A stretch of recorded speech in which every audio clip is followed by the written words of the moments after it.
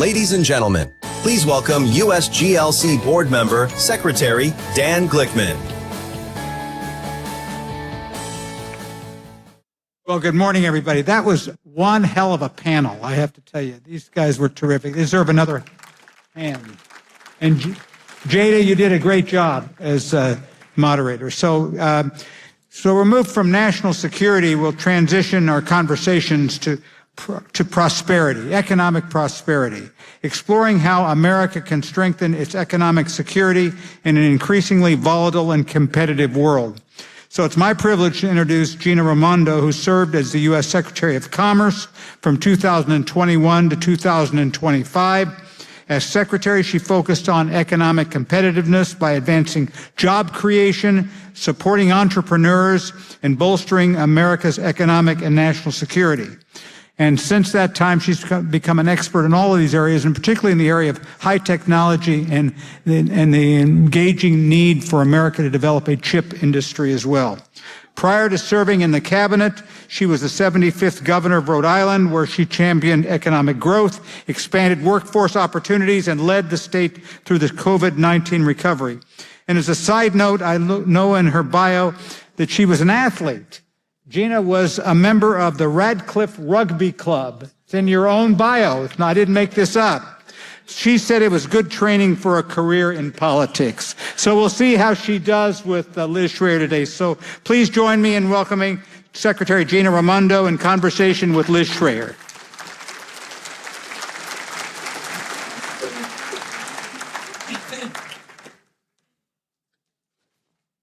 Sit right over here in the middle. Hey, good morning, everyone. Rugby. I have never done that. I don't recommend it at our age. Do you still do this? No, definitely not. No. Well, welcome, Madam Secretary. We're so honored to have you on the USGLC stage. I'm so pleased to be here. I was saying I'm a huge supporter of the work that you do. Thank you. And I'm just happy to be able to be here. So we're transitioning from national security to economic security, and how lucky to have one of the preeminent voices on the subject. So, Madam Secretary, I think we should start with kind of a landscape of where we are on economic security. At Commerce, you oversaw two pretty economic shockwaves, probably more, but I'll give two, certainly COVID and the Ukrainian war. And here we are with some more shockwaves, the continuation of the Ukrainian war, the Iranian impact of the Iranian war. And I'm noticing, obviously there's so many things we can ping off of what's happening, but voters, I keep reading the polls, how they're really feeling the connectivity between what's happening in the world and what's happening in their kitchen table.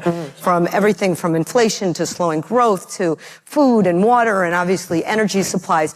So give us your take. Where are we in the U.S. economy, the global economy, what trends you're seeing, and help us kind of make this connection to what's happening in the world to our own economic interest here at home. Welcome. Yeah. Big topics. So it's interesting you make this comment about Americans feeling the pain, mostly at the gas pump, from the Iranian war, and that's got everyone focused on it. Because I think the way to get Americans' attention is to do something that affects their life every day, not a high-minded policy debate, but something that is relevant for them daily. And so, by the way, I learned that as governor. When you're trying to get a big policy done, you have to figure out how to make it relevant to somebody every day, not high-minded policy paper. In any event, supply chains, which is critical to our national security and economic security, really, people only started to think about what is a supply chain during COVID, right? When we couldn't get access to masks and ventilators. Toilet paper and everything. Suddenly, everyone was a supply chain expert. And the same thing now. I think there's so much focus on this conflict. Of course, it's massively important geopolitically, but, gas at $5 a gallon, suddenly people take notice. I would say, I'm not sure how to sum it all up. I would just say, very uncertain times, right? So in our economy in the United States, here at home, The economy continues to be unbelievably resilient, really by every measure. Unemployment, wage growth, jobs, productivity, like very resilient. Yes, inflation is a challenge. It's been a challenge. It remains a challenge. But net, if you were to look at our economy versus, say, Europe, our economy, versus China's, like incredibly resilient economy. That being said, underlying nervousness, right? Like uncertainty, underlying nervousness. What's going to happen with AI, right? Will it lead to more jobs or fewer jobs in a recession? Nervousness. What will happen with this conflict in Iran? What is going to happen? Nervousness. Inflation. We have a new Fed chair. What will happen? Recent college graduate unemployment is higher than it's been in years. Nervousness. So I think that all of that is contributing to this general feeling of uncertainty. And we're just going to have to get through that. On the economic security bit of it, look, I feel better about where we are as a country today than, say, 6 or 7 years ago, because at least all policymakers on the left and the right are focused on economic security. Right? We are all talking about we have to wean our dependence from Taiwan for semiconductors. We have to have energy independence so we can lead in AI. Like, we don't have the solutions yet, but it's on, everyone's mind. And to my mind, that is a critical thing. It's interesting you say that. When I moved to Washington more than 40 years ago, the Commerce Secretary was seen as like a domestic position. And that's so old-fashioned now. And when you were Commerce Secretary, you traveled the world because it was so critical to our economic interests. And you went to, I probably don't have all the places, but Indo-Pacific, Western Hemisphere, you went everywhere. And you went everywhere because it was in our economic security and national security interests. And so I am interested in something. We have a large group of military leaders here, large group of veterans, and our chair of that is the former head of Southcom, General Laura Richardson, who I know, who's the best. Love her. And she was on the stage last year, and she would always say, we have to show up with Team USA. That was and she would talk about, we'll talk about tech and AI in a minute, but she would talk about, we would have to show up what animates a lot of us that are here, our embassies and our commercial diplomacy and our international assistance. And I'm curious, as you traveled, how you saw that Team USA showing up in that, using that set of tools in making sure we protect our own economic interests. So a few thoughts. I believe, you can talk about this, you decide if I'm right.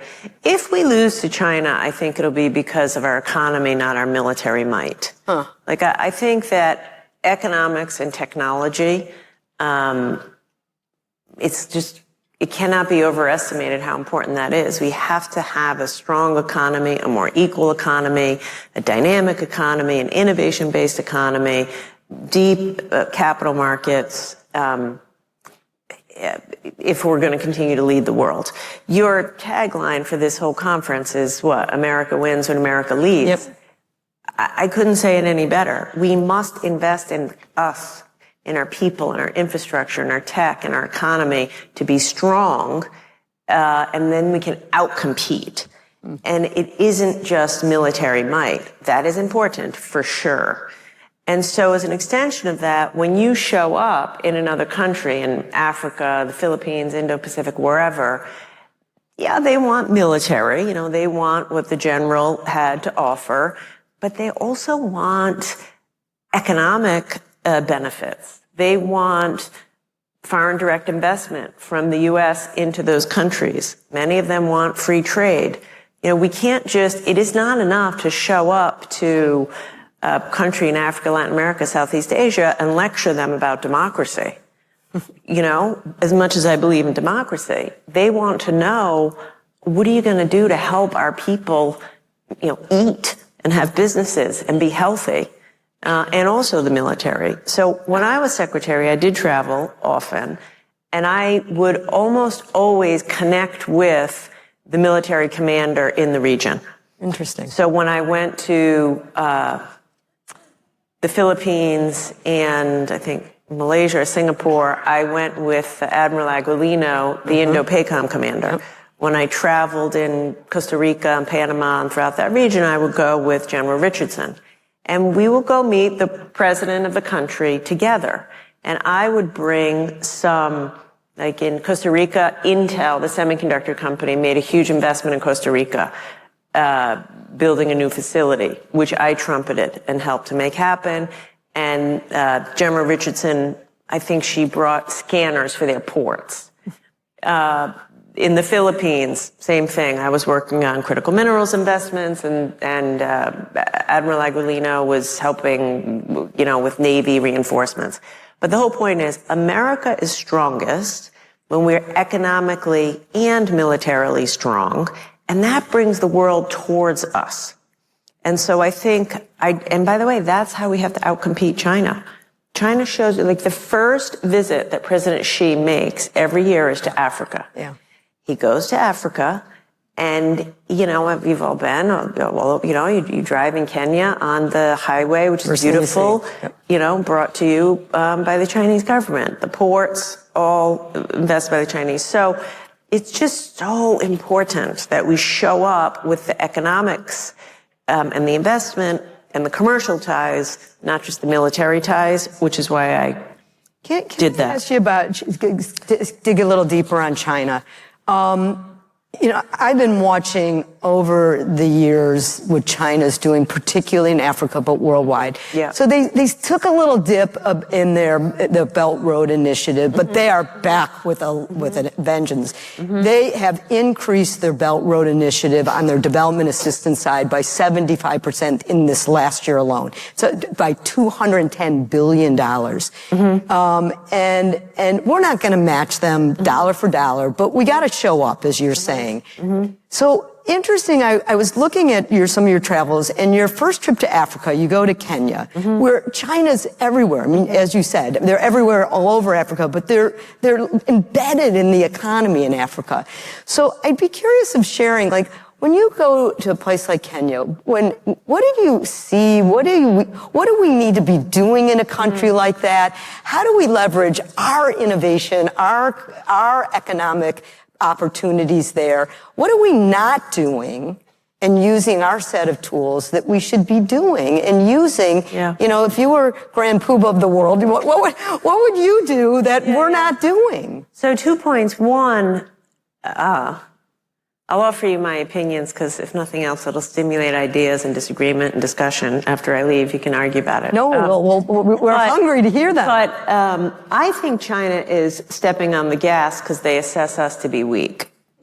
I think they see an opportunity now, because America is retrenching from the world, have our hands full domestically, a really messed up political situation, like the divisiveness, the dysfunction, it's just, they see our income inequality. They assess all this and they say, this is an opportunity to get out in the world and be aggressive and bring the world towards us. That's what I think.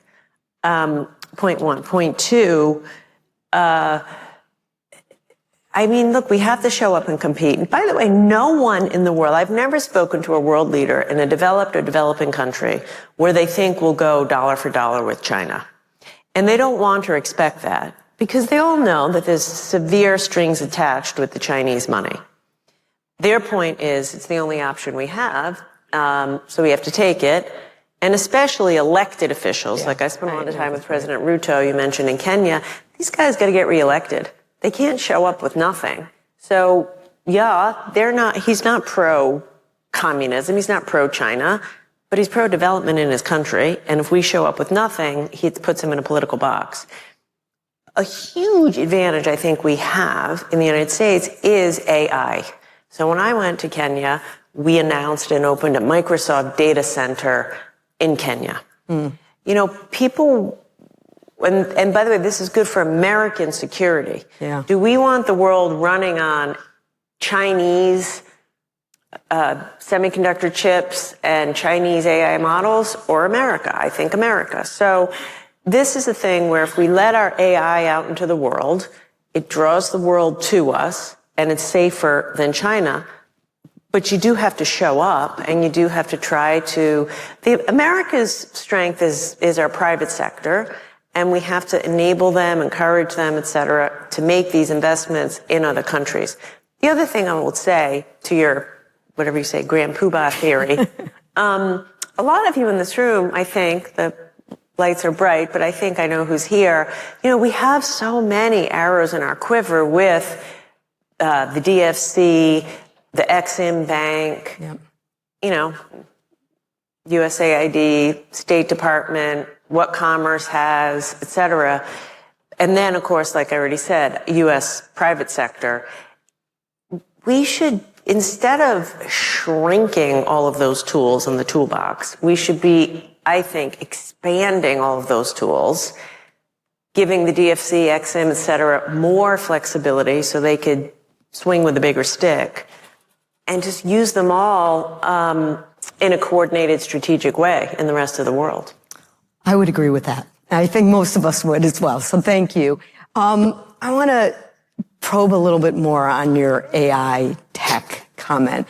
In 2024, Time magazine put you on the cover. You were listed with 100 of the most influential players in AI. Having listened and followed you, I know why. AI is clearly reshaping our economy.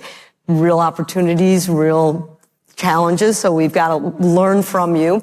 I was at the Council of Foreign Relations when you released a report that you co-chaired on a task force on economic security with a senior member of the Trump administration in Trump 1.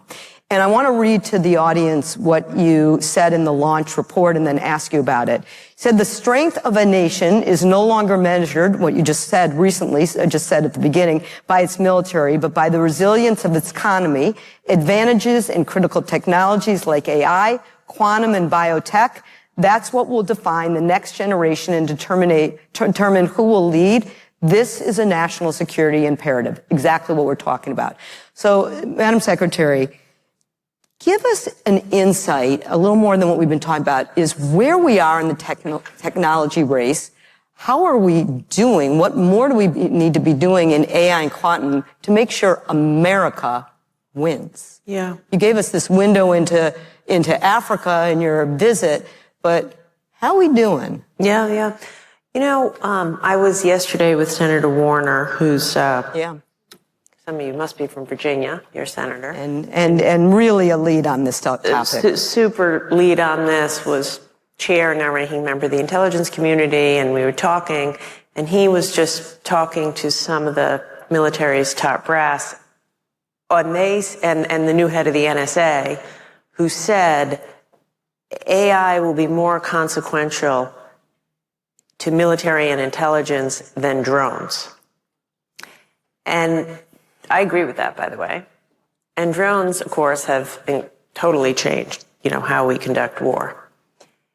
And it's already happening. You can see, think of like AI is applied to hypersonics, AI is applied to intelligence gathering, cyber threats, bioterrorism, et cetera.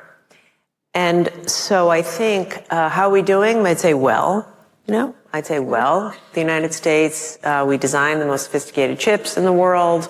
Now, because of the CHIPS Act and President Biden, we're actually making these chips in Arizona, in America for the first time, instead of just in Taiwan. We have incredibly sophisticated models. We have great entrepreneurs. So, and there's even like a better connection between how the military procures technology and the new technology. By the way, it's not nearly where it needs to be. Yeah. But baby steps, getting there. So I feel good about all that. It doesn't mean that I don't worry. I think China's ahead of us with quantum. I worry so much about biotechnology. We were chatting backstage, says what keeps you up at night. Biotech. China is just a juggernaut in the way they're producing new medicine. They're eclipsing us. And on top of it, we're already so dependent on them for the active pharmaceutical the ingredients that go into our most basic medicine, like penicillin and antibiotics. So similar to, what I worked hard on with the CHIPS Act, so we would reduce our dependence on Taiwan for sophisticated semiconductors, we have to do the same thing with pharmaceuticals and biotechnology, because we cannot be so dependent on an adversary for life-saving medicine. I certainly agree. We and learned that, just to put a fine point on it, that is national security. Like when I was Secretary of Commerce, I talked a lot about national security. I would ask to be invited to like the Reagan National Security Forum, and they say, well, we don't invite the commerce person. The Secretary of Defense comes to this, the Joint Head of the Joint Chiefs. I'm like, well, I'm just telling you, reliance upon China for medicine and food and semiconductors and AI is a national security threat. So it's time to open the aperture and not just focus on tanks and missiles and drones and like protect the American people. It's such a change. I mean, the whole terminology of economic security is national security, as you said, 6-7 years ago, wasn't in the lexicon. And now we did a report last year on this very topic, and it is. So let's do a little bit of a lightning round. You might have answered the first question, but I want to give you just a moment to quick questions, quick answers of, is this what keeps you up at night, the biotech issue? Yes, but I also have a 19-year-old son. I get that one. Yeah. Whose 19-year-old sons or daughters keep you up at night? A lot of people. Yeah. So while I'm up worried about him, then my mind spins on the biotech thing. Okay. Ukraine. You spent some time working on Ukraine. Are we winning? Yes. We're still in it. Yes. Yes. I'd say yes. I don't know to what degree when you traveled around, but a quick question on embassies. We're missing 100 ambassadors around the world that are Senate confirmed. How worried should we be about that? So bad. Worried. I mean, there's a long list of things to worry about, okay? Is it in the top 50 things? I don't know, only because the top 49 are so bad. We're in uncharted territory here. But it's a problem. Look, two quick things. Number one, my view, China is too big and too determined to beat them on our own. We need allies. Number one. Number two,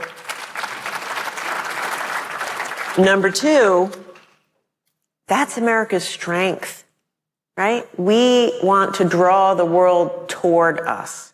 Not because we're chauvinists, that we're the best. We want to draw the world toward us through helping them, through everything I've just been talking about with our economics.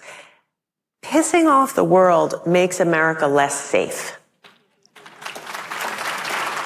And a component of that is not even bothering to confirm people and to show up. The most basic sign of like respect. So last of the lightning round questions is, what is a Gina special?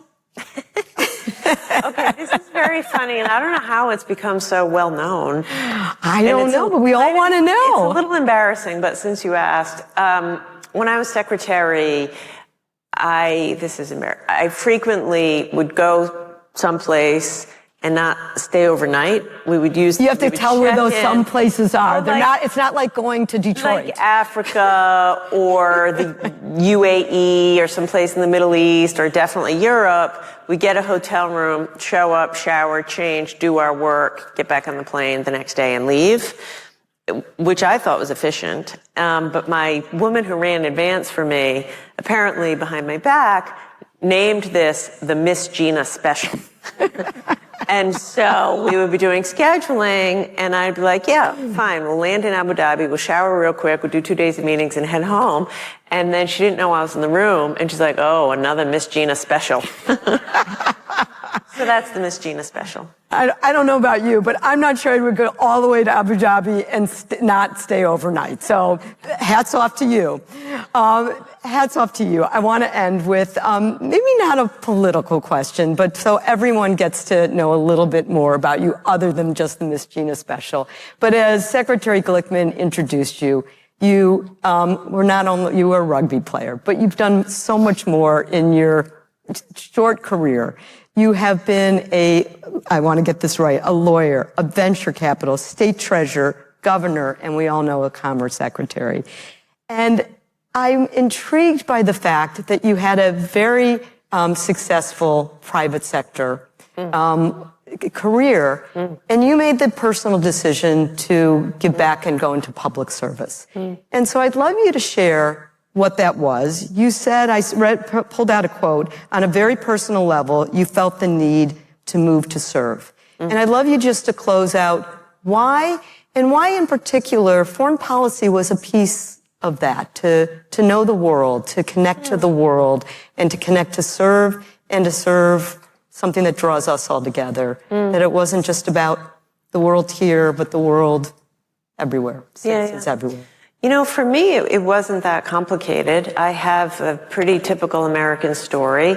Grandparents were immigrants from Italy, came here with nothing. My grandpa was a butcher. My other grandpa was a cook, neither spoke English, had no money, but they just came in search of the American dream. And they taught themselves to speak English. After they worked all day, they'd go to the Providence Public Library at night and read the newspapers and such. And that's how they learned English. My aunt was the oldest of the 5 kids. She was told in high school, you got to drop out of school, get a job at the bakery, and bring your check home to the family. My other aunts all worked the night shift at the mills in Lawrence, Massachusetts. And so I grew up on this steady diet of, because of their sacrifice and courage, you have opportunity. And so I live every day knowing that. And I just thought doing service to my country, which was the beacon that brought them here, is the best way that I could honor their legacy and their sacrifice. So once I got out of law school with an insane amount of debt, like so many kids these days, that's why I went into the private sector. Once I get rid of all that debt, I said, okay, it's time to serve. And so that's what I've tried to do. Ladies and gentlemen,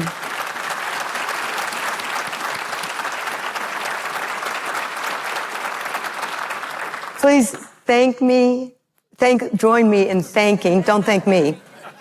You thank her also. No. She's fabulous. Thank Secretary Gina Raimondo for everything she's given to this country.